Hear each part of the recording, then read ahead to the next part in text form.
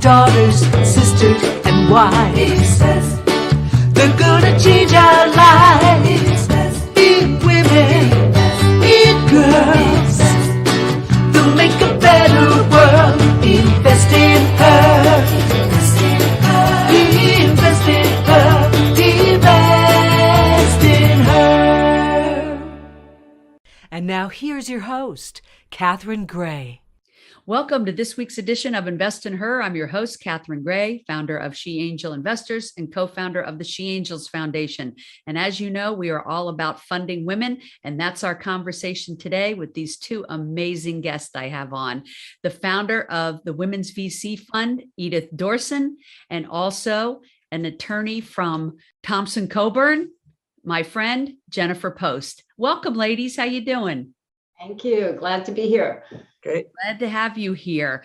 And, first I want to talk about what is the Women's VC Fund. You were the first fund that really focused on female founders. That is super exciting, Edie. And I want to talk about how the two of you are working together, because Jennifer, I know you work with, entrepreneurs and venture capital firms such as the Women's VC Fund, working for the underserved. So both of you are really focused on that. And I want to talk about that today. So how did the Women's Venture Capital Fund begin and why?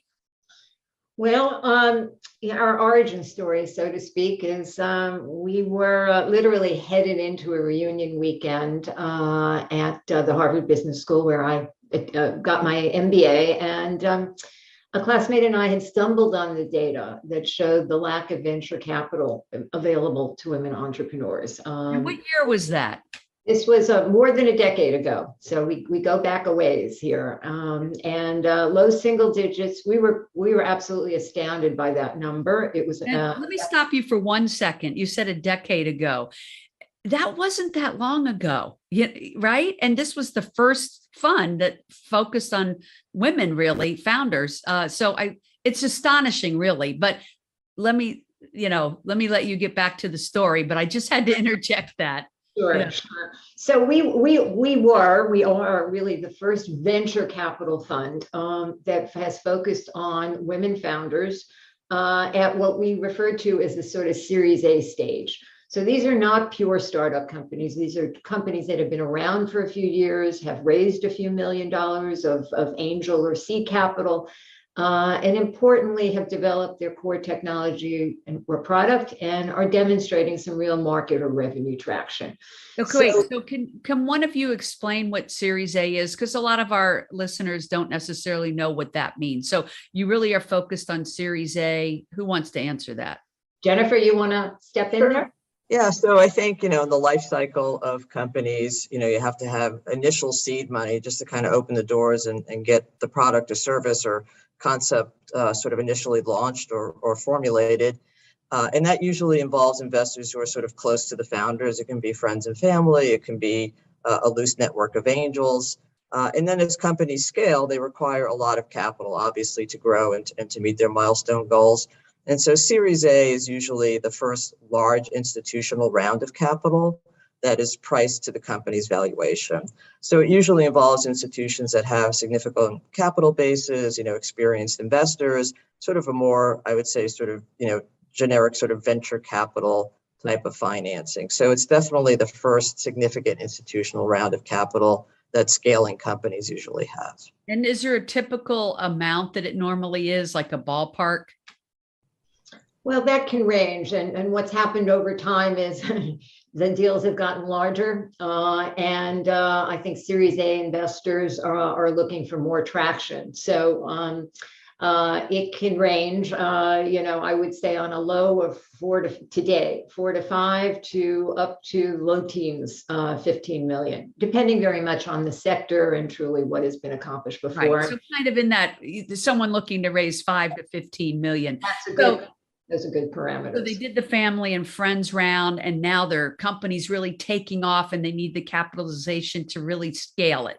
Yeah, yeah. And in all fairness, to give credit where credit is due, while we were and still wish there were more venture capital funds that were focused on women leaders at the Series A stage. There had been some angel networks of women over the prior decade to us coming on the scene, and friends from Golden Seeds would probably be one of the primary examples. And those networks were pretty important, but we are absolutely part of the next stage, and we would argue that we think that there's been a lot of progress of women angels and men angels who are backing women-led companies at the angel stage. Unfortunately, we do not yet have enough venture capital funds that are providing that capital. Right. And I see more and more women-founded funds. I'm actually making a film about that right now, about how, it really is history-making, game-changing, that more and more funds, but you were the first. And I think that is really just incredible that you had the foresight and the, knowledge and stamina really to put that together. It's no easy thing to raise a fund, is it? No, I will argue I've raised money, for the corporate world on Wall Street philanthropically, and without a doubt, this was the hardest, and Jennifer will vouch for this, no doubt, the hardest money I have ever raised. At the time, there was frankly a great deal of skepticism, both from venture capital funds themselves and potential investors in our fund, individual and institutional. Which centered around a couple of things. One is there enough of a pipeline? That is there deal flow, which is the lifeblood of any venture capital fund? And, two is how good are women going to be at leading companies? And we'll tell you this. I mean, we predicted there would be an inflection point in the number of venture-worthy women entrepreneurs. And candidly, the opportunity today is far bigger than we predicted or could have predicted at that time. I'm always a champion every week of saying we need more female angel investors, meaning limited partners, angels, all of that.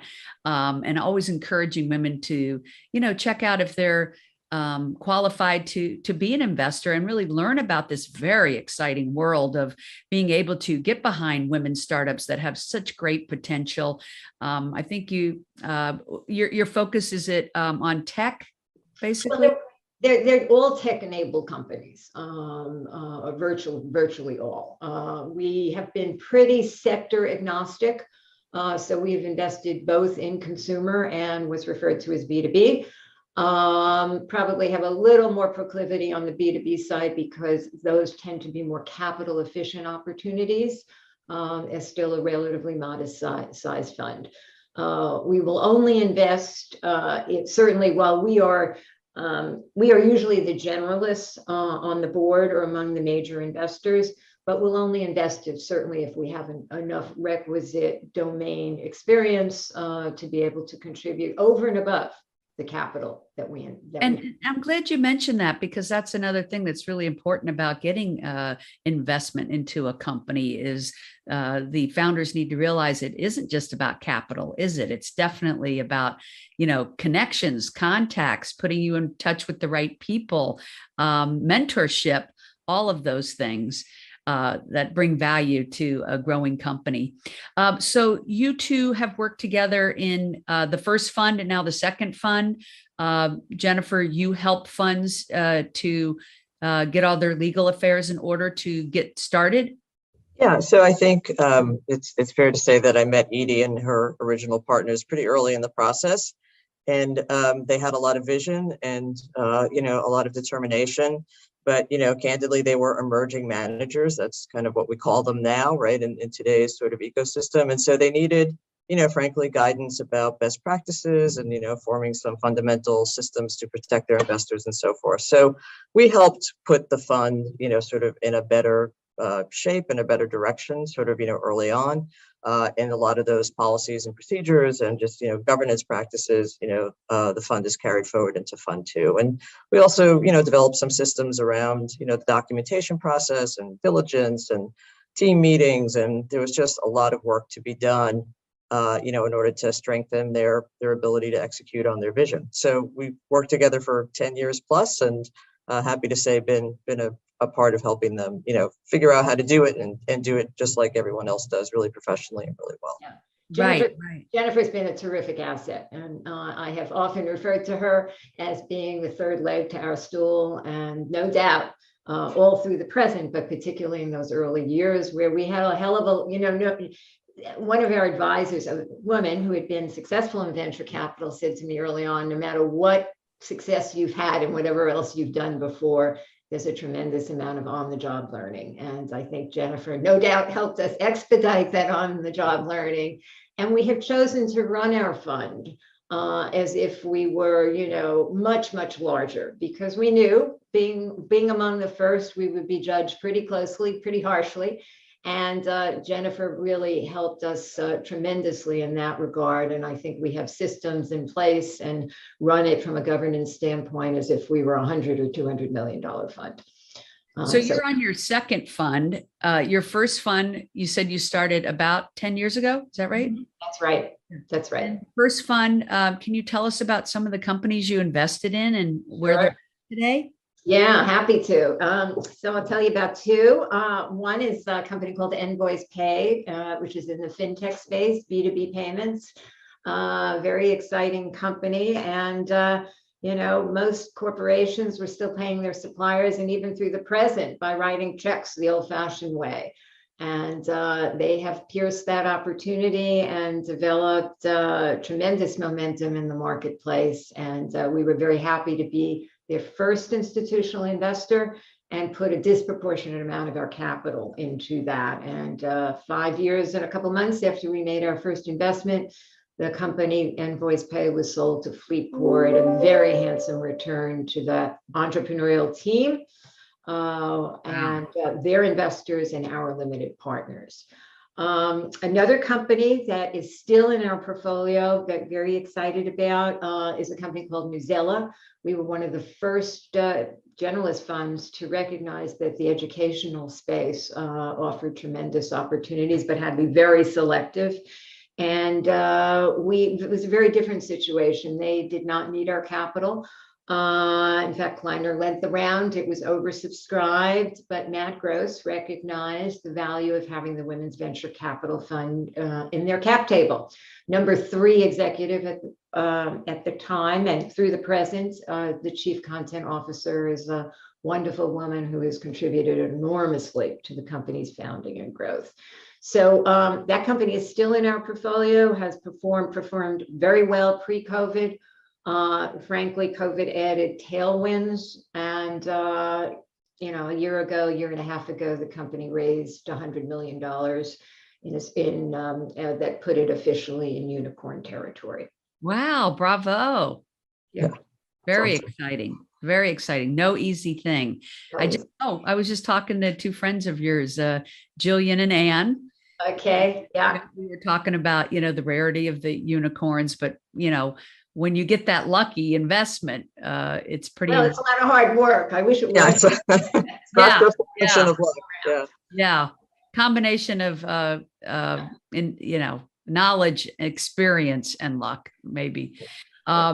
So that's a great story. All the more reason for people to check out the Women's VC Fund to be an investor, or maybe they're an entrepreneur that's looking for funding. We always like to connect people. What kind of people are you all looking for to invest in next?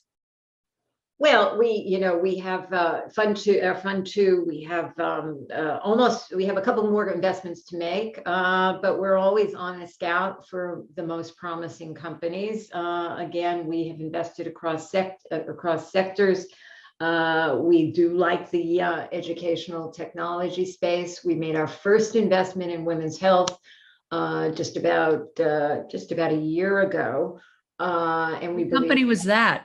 Company called Materna Medical, which quick call out there is the company is focused on both maintaining and restoring pelvic health which is a real issue for moms, particularly first-time moms. As many as 10% are experience either short-term or longer-term ramifications as a result of sort of delivery. So we were very excited and happy to be part of that team. And food tech is also something that is intriguing us. We are learning, trying to get up the learning curve on that, because we think there's going to be a tremendous amount of innovation. Wait, what is food tech? What does that mean? Well, it's both how you grow, it's how you certify, and importantly, how you distribute food, which will become increasingly, given some of the climate issues that, whether we like it or not, will be increasingly confronting us. Very, very important. So we're looking at that space. Just this week, Jennifer and I had a quick conversation about it. We were approached by a company, an AI company, that is trying to reinvent market research for the media and entertainment world, which is media and entertainment companies who were still by and large doing their research, their market research, the old-fashioned way, with focus groups and surveys. But marshaling a tremendous amount of data. There are some exciting possibilities about helping to both develop storylines that resonate significantly with audiences, and then figure out the best ways to promote and distribute, properties that have been developed. I love that. That's music to my ears. I'm working on a film about, female funds, how it's history in the making, more and more female funds started, of course, by you. And then now a lot of female funds are popping up. And it really is history in the making. And, in Hollywood, you're right. Things are done such an old fashioned way. So this is very exciting to hear about this, because then maybe we'll get more female focused programming and movies. That'd be nice. Wouldn't it be nice? It's so lacking, isn't it, ladies? Oh my gosh.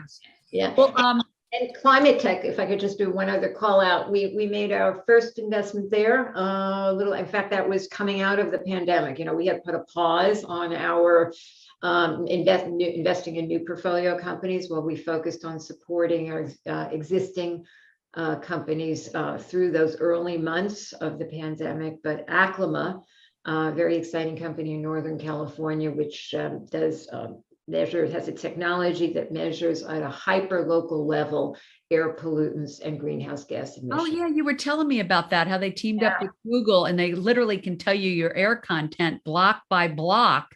Yes. Thanks to them having that, Google Maps. So that's really fascinating. Yeah, love that. Well, so many incredible innovations. That's why I say more women should enter into this investment world, because there's such opportunities that don't exist in just the everyday markets of the stock market, or, obviously bonds or real estate, but really just unique innovations that you otherwise wouldn't hear about if you're not part of a fund like WomensVCFund or an angel group like you mentioned. We always try to every week pull back the curtain and say, this is a very exciting world. And if you can be, you should be a part of it. Right.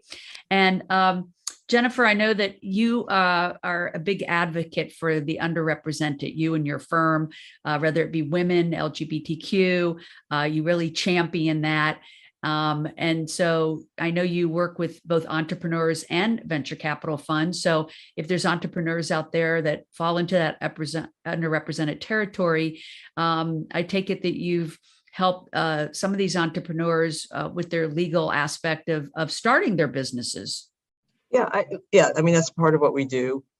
Sometimes they're ready to go from a legal point of view, and sometimes they just need sort of informal coaching or a sounding board or sort of an introduction to an environment. And I would encourage all of those entrepreneurs, sort of whatever their particular background or affinity is, to find a support group, find an organization that provides mentorship and access to capital if that's available, or some type of accelerator or incubator environment, because a lot of what you have to do as an entrepreneur, you have to do alone, but you should definitely have the resources to support you in your decision making. So we try as a law firm to, help individuals kind of get their companies off the ground, and we try to be user friendly, but there's no substitute for having a close group of advisors, formally or informally, when you're starting a company.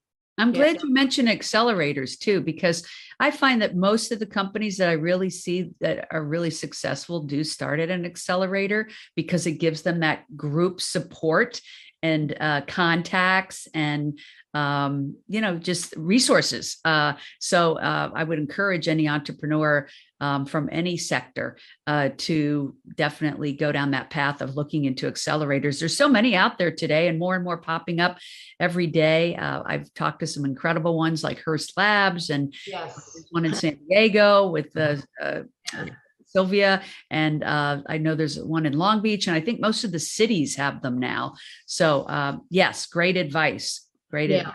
Yeah, I frankly just this week had a great initial conversation, first time with the Hearst Labs people. I'm very impressed by what they're doing, and I believe they truly open up the corporate resources to support their entrepreneurs. So they sort of going over and beyond. And then, again, one of the small silver linings of this last couple of years is many of these accelerators are now functioning at least in part on a remote basis. So, folks like Morgan Stanley has done some very interesting work and again is highly supportive of its entrepreneurs. And that's accessible now to more entrepreneurs across a broader geographic area.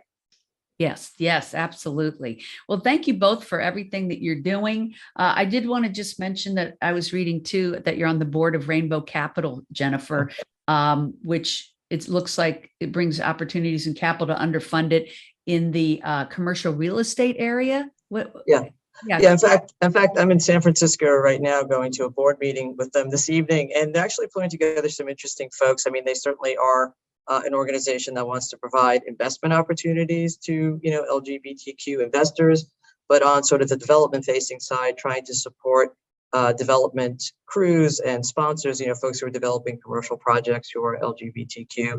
So they're trying to marry together, investment populations with projects. But at today's meeting, we're going to be talking about, homelessness and cleaning up cities and, sort of mixed use housing and public-private partnerships. So there's a mission, beyond just, kind of developing commercial real estate projects in sort of underserved areas. So I'm excited. It's my first board meeting with the organization.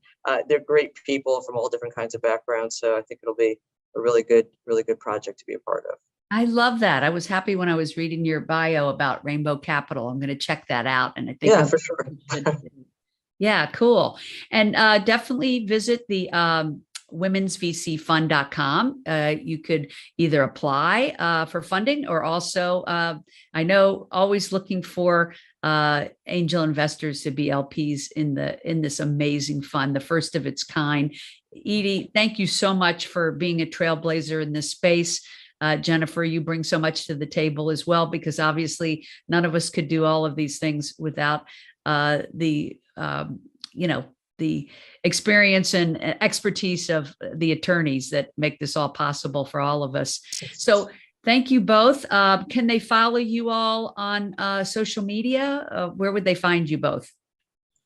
For me, it's LinkedIn. Yeah, okay. Same here. That's the best source. Okay, great. So Jennifer Post and Edith Dorsen on LinkedIn.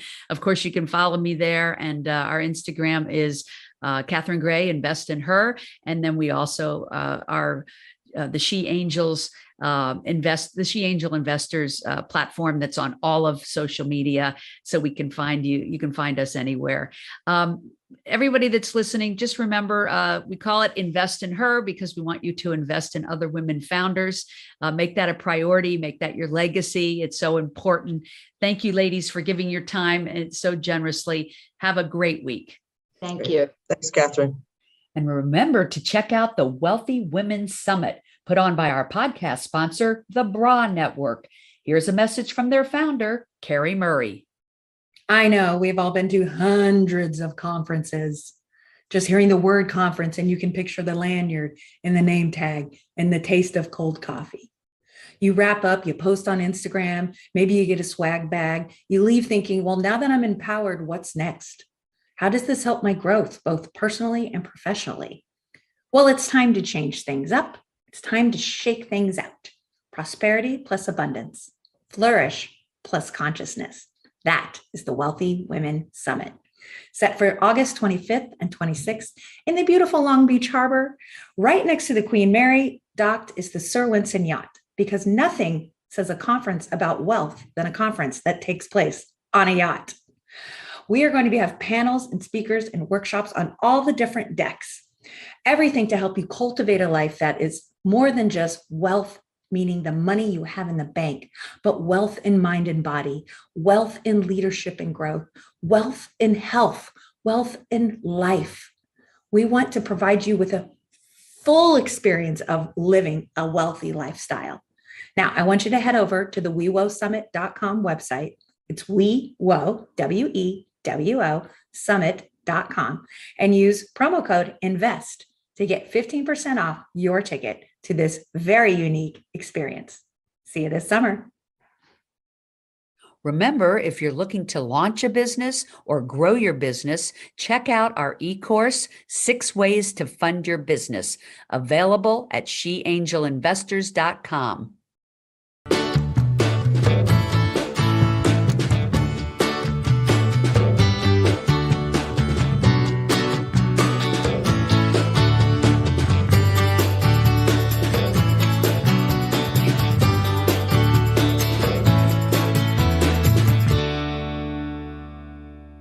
Our theme music was created and produced